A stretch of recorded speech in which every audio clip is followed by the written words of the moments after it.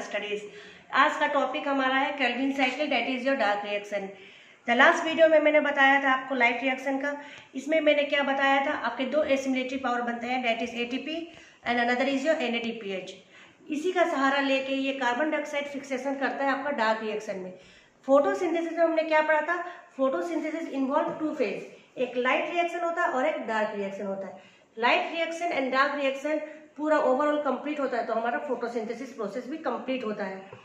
तो आज का डिस्कशन हमारा डार्क रिएक्शन है और इसे केल्विन साइकिल ही बोलते हैं, C3 साइकिल बोलते हैं, बायोसिंथेटिक फेज बोलते हैं, बहुत सारे नामों से बुलाए जाते हैं, कार्बन रिडक्शन फेज भी बोलते हैं।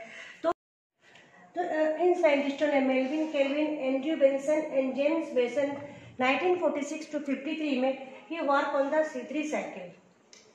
C3 साइकिल में काम करने के वक्त उन्होंने इसे 14 कार्बन आइसोटोप से लेके अपना C3 कार्बन फिक्सेशन का ट्रेसिंग किया था और पाया था कि जो मेन स्टेबल प्रोडक्ट वहाँ पर आता है that is your PGA, that is phosphoglyceric acid. तो उन्होंने इसमें भी यूज किया, क्रोमेटोग्राफिक टेक्निक भी अप्लाई किया ऑन फोटोसिंथेटिक अलगे और बताया कि किस तरह से आपका कार्बन फिक्सेशन साइकिल चलता है। नाउ वी विल डिस्कस और वी विल सी कि किस तरह से आपका ribulose by RuBP, carbon dioxide, water, 18 ADP and 12 NADPH आपका कार्बोहाइड्रेट ये बना रहा है प्लस 18 ADP एंड 12 NADP। तो ये आपका रिएक्शन है। तो हम यहाँ देख रहे हैं केल्विन जो ओवरऑल केल्विन साइकिल है ये 3 फेजेस में है। पहला है आपका कार्बोक्सिलेशन, दिस वन, ठीक है, दूसरा आपका रिडक्शन एंड तीसरा इज योर रीजनरेशन। ये 3 फेज है, कार्बोक्सिलेशन, रिडक्शन एंड रीजनरेशन। इन 3 फेजों में आपका केल्विन साइकिल कंप्लीट होता है। और ये कहाँ होता है, ये होता है हमारा स्ट्रोमा में, क्लोरोप्लास्ट की स्ट्रोमा में हमारा क्या होता है, डार्क रिएक्शन। तो लाइट रिएक्शन हमने कहाँ पढ़ा था, it happen in the thylakoid membrane, that is your grand. तो क्लोरोप्लास्ट के स्ट्रोमा में ये रिएक्शन होता है, तीनों फेज चल रहा है आपका। तो पहले क्या होता है कि कार्बन डाइऑक्साइड को फिक्स किया, एटमॉस्फेरिक कार्बन डाइऑक्साइड को फिक्स किया जाता है और फिक्स कौन करता है आपका RuBP। किसके प्रेजेंस में, एंजाइम है आपका रुबिस्कम।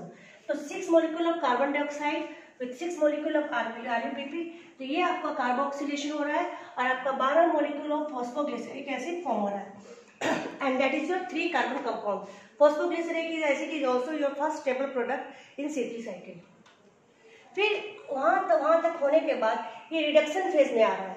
रिडक्शन फेज में क्या होता है कि आपका ये रेड्यूस होता है। तो पहले फॉस्फोरिलेशन हो गया जिसकी वजह से एक 12 मॉलिक्यूल्स ऑफ 1,3 डाइफॉस्फोग्लिसरिक एसिड बना। तो 1 ATP 1 फॉस्फेट निकला और ये 1 कार्बन एंड 3 कार्बन में आपका लगा। तो ये 3 कार्बन कंपाउंड भी डाइफॉस्फोग्लिसरिक एसिड 12 मॉलिक्यूल्स का बना है। फिर यहाँ पर आपका रिडक्शन डिहाइड्रोलेज एंजाइम लगता है और ये 12 NADPH is reduced to 12 NADP। तो यहाँ एडिशन ऑफ हाइड्रोजन हो रहा है और ये बना रहा है आपका फॉस्फोग्लिसरल डिहाइड। तो 12 molecules of this one, it form 12 molecules of phosphoglyceraldehyde. It is also 3 carbon compound. Reduction phase को हम ग्लाइकोलाइटिक रिवर्स पाथवे भी बोलते हैं, जहां पर आपको हम देखेंगे कि आउट ऑफ 12 मॉलिक्यूल्स यहाँ देखा है 2 मॉलिक्यूल्स ऑफ ग्लिसरॉल्डिहाइड 3 फॉस्फेट, ये आपका ग्लूकोज और अदर शुगर कंपाउंड बनाता है। ग्लूकोज बनता है सुक्रोज या और कुछ फ्रुक्टोज, कोई भी शुगर कंपाउंड उसके बाद बनता है, सब आपका इससे होता है।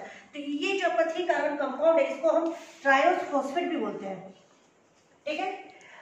इसके बाद ये तो आपका 2 मॉलिक्यूल यहाँ चला गया और जो 10 मॉलिक्यूल्स है ये आपके रीजनरेशन फेज में गया।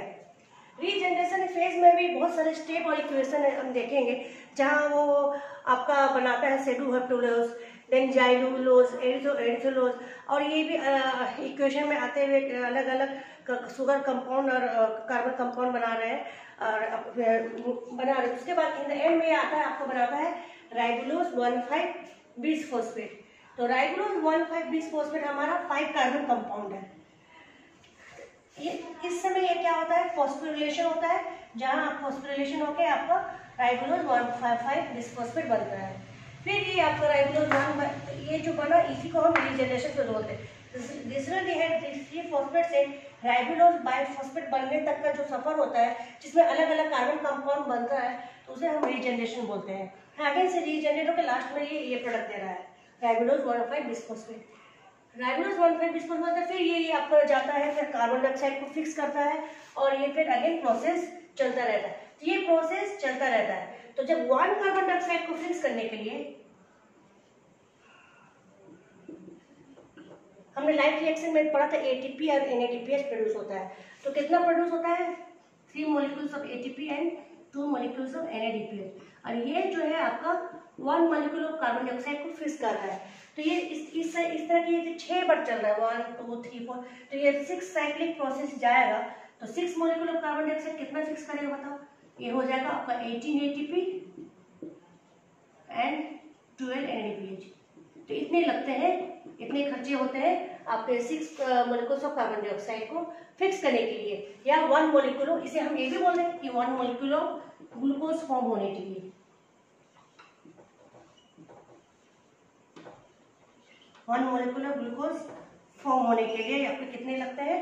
6 मॉलिक्यूल ऑफ कार्बन डाइऑक्साइड लगते हैं, जो आपके इक्वेशन में यहाँ दिख भी रहे हैं। So this is all about the Calvin cycle, dark reactions, and this is the cyclic process. In the end I summarize like this. In क्या हो रहा है? 6 carbon dioxide, 18 ATP, 12 NADPH. Out क्या हो रहा है? Glucose, 18 ADP, 12 NADP. तो ये आपका केल्विन साइकिल इस तरह से हो रहा है. So this is today lecture on Kelvin cycles. So wait for the next video. Till then, bye.